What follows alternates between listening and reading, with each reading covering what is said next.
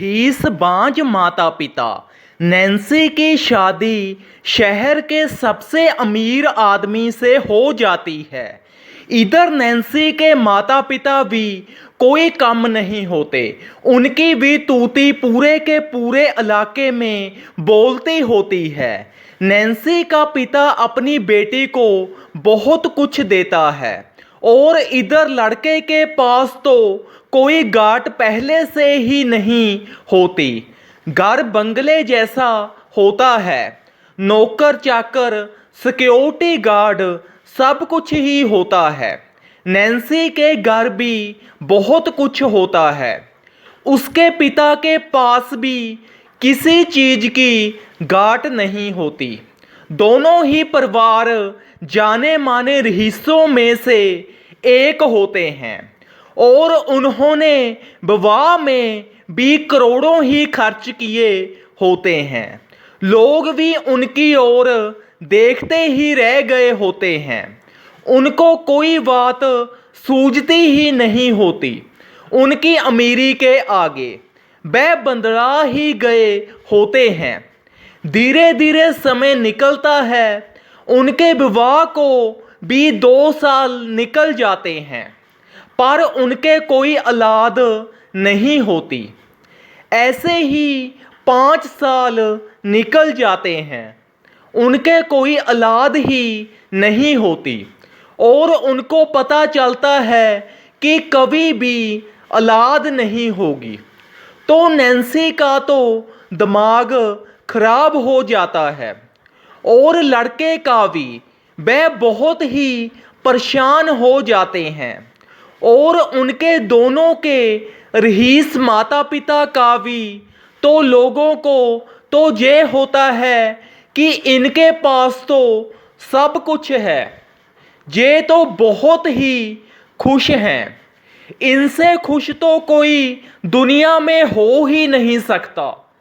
पर उनको क्या पता था कि अकेले पैसों से ही नहीं इंसान खुश रह सकता।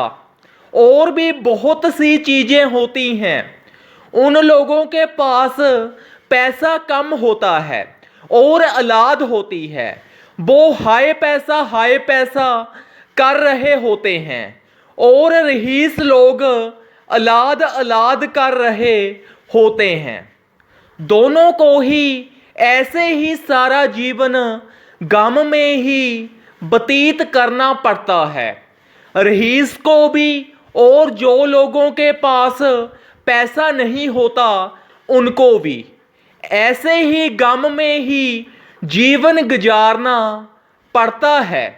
तो नैन्सी और लड़के के रईस पिता जब बूढ़ा हो जाते हैं तो भगवान से एक ही प्रार्थना दोनों ही करते हैं कि भगवान पैसा कम दे देना पर औलाद दे देना।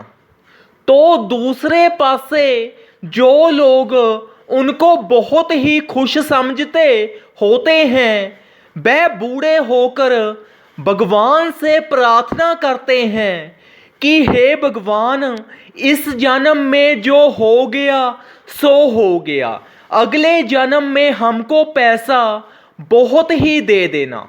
वो ऐसा इसलिए भगवान से बोलते हैं क्योंकि वह मूर्ख लोग होते हैं। उनको ये होता है कि पैसे से ही हर खुशी खरीदी जा सकती है पर ऐसा नहीं है। कोई नैन्सी और रईस लड़के के माता पिता से पूछकर देखे कि पैसे से औलाद खरीद सकते हैं। वो भी अपनी ही होनी चाहिए, नहीं ना, इसलिए औलाद से बड़ा पैसा नहीं है। इस कहानी से हमें ये शिक्षा मिलती है कि जो रईस है वो सुखी नहीं है और जो रईस नहीं है वो भी सुखी नहीं है। क्योंकि जैसे ही रईस के पास भी कोई ना कोई चीज की गाट रब रख देता है। जैसे कि आपने इस कहानी में देखा कि रईस के पास औलाद नहीं थी और वो कभी भी खुश ना रह सका। और जिन लोगों को लगता था कि वो बहुत ही खुश है, उनको ये गम था कि हमारे पास पैसा कम है।